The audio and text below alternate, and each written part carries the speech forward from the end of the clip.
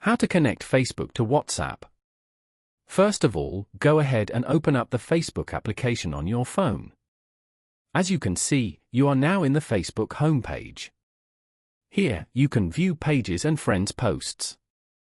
On this page, go to the bottom panel and tap on Menu. Go to the top and tap on your profile. Then, tap on Edit Profile. Scroll down to the Links section and tap on Add beside it. Tap on Add New Link below. From here, select the platform you want to link to your Facebook account.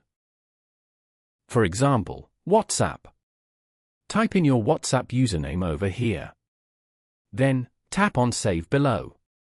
Your WhatsApp link has been successfully added to your Facebook profile. You can repeat the same steps to add other platform links to your Facebook profile.